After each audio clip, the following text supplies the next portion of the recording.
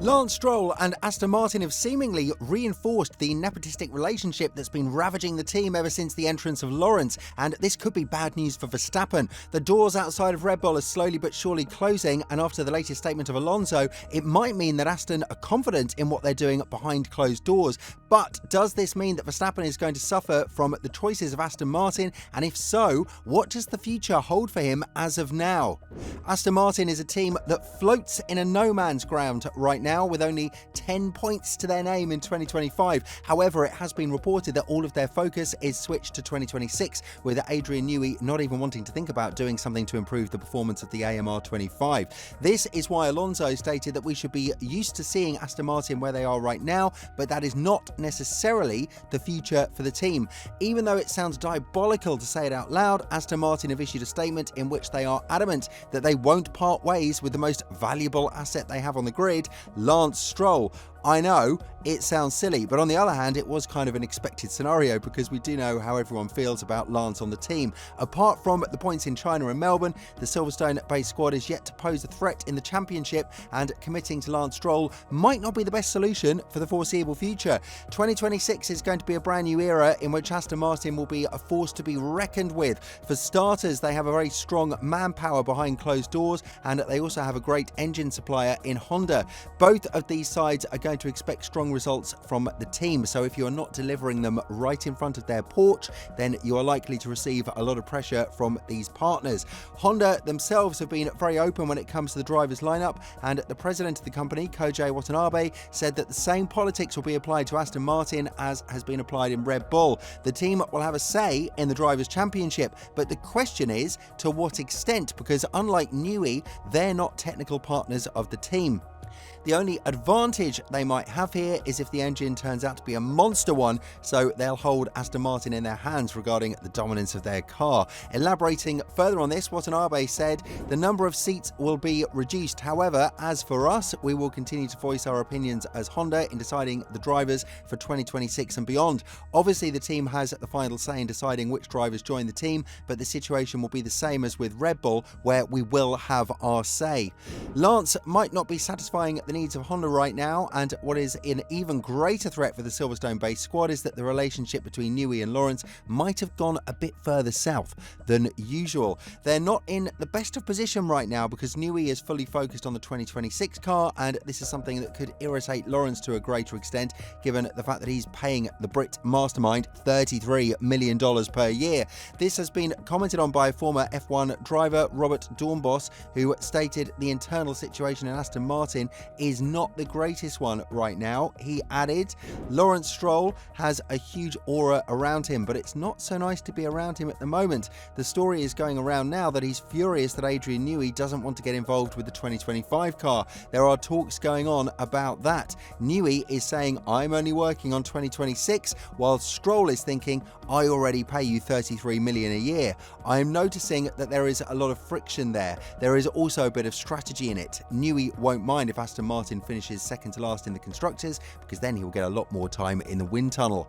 The relationship between Newey and Lance is not the greatest as it stands, and the technical partner of Aston Martin did require a replacement earlier this season in a meeting that was held behind closed doors. But with the recommitment of the Silverstone-based squad to the services of the Canadian driver, Newey might have met the harsh reality that once you've been paid a certain amount of money, it's not like you can pick your battles. You can influence them, but you can't really make everything go your own way. Whether or not this would translate into a potential signature to Verstappen, given the intra-team vibrations that are already felt in the media, time will tell. But now, there is one thing that we need to be aware of. We have a firm statement from Aston Martin towards Lance Stroll. So, if you want to commit to a driver who has proven to be enjoying the comfort zone he's currently in, then it's definitely a bold move. And it does prevent Aston Martin thinking about the bigger picture, an eventual lineup between Alonso and Verstappen for 2026. This would put a lot of pressure on Ferrari, who have the strongest lineup right now in terms of success,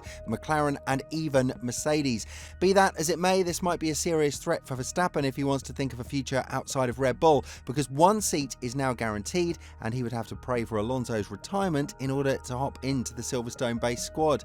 This would be the most logical choice even before Aston Martin decided to state their commitment to Lance publicly, which doesn't change much to us because we knew their stance. But on the other hand, the situation situation is now changing massively in the landscape of Formula One. If Alonso decided to continue pushing forward beyond 2026, then it's going to be a difficult job for Aston Martin to try and get rid of the man who brought them to where they are, even though they are in a heavy decline, and bring Verstappen. We've seen with Hamilton and Ferrari that it's kind of hard to adapt to a new machinery all of a sudden, and although this is a very different situation we're talking about, we must remain objective. The likely narrative of a duo consisting of Lance and Max is going to end up with Verstappen dominating the front of the grid, while Lance would fight at the back of the grid and potentially for scrap points, which is what's going on with the Austrian team right now. Aston Martin can see with their own eyes what can happen in their own camp sooner rather than later, unless they have the fastest car by a mile, which we don't see happening considering the engine experience that Mercedes and Ferrari have. Fernando Alonso has also opened up on the retirement talks, and although he was initially adamant that after 2026 he will retire, he is now reluctant to confirm that dedication. Elaborating further on this, as well as the partnership between Honda and Aston Martin, the two-time world champion stated, "There were things that were appealing last year when we sat together and negotiated the contract, but after 2026, I don't know. I will go season by season. I will see how I feel, how motivated I am. Now I am very motivated, but I cannot guarantee that for 3 or 4 years and compromise the team. So we said, let's do it until the end of 2026, and then from then on, I think I have an incredible relationship with Lawrence and with Lance. We can sit and talk honestly between all of us and check what is best for the team." This might be an opening for Verstappen, because if he is open on the market and Alonso's contract is running out, then the best option would be to replace one world champion with another, more achieved one. Max would bring a lot of momentum with him, and the fight in the Drivers' Championship is going to be on from day one. Given the fact that they brought high-profile staff from Red Bull as well as Honda, it might be an offer that Verstappen will have an extremely hard time saying no to, especially considering that competitive spirit that he has running through his veins. But in order for this to happen, we'd have to see what Honda has to say regarding this entire situation. But the reality is what it is, no matter how much you try to bend it. Yes, Lance did show a lot of potential in the past, especially when he was part of Williams, but on the other hand, he's yet to show what cloth he's made of when it comes to having a very competitive car in his hands. This is why the Canadian driver will always be under scrutiny, especially if we witness the fact that he's had some miserable crashes like last year in Brazil and the 2023's version of Singapore. With all this in mind, what do you think about the latest commitment between Lance Stroll and Aston Martin? And more importantly, do you think this decision will turn back to bite them?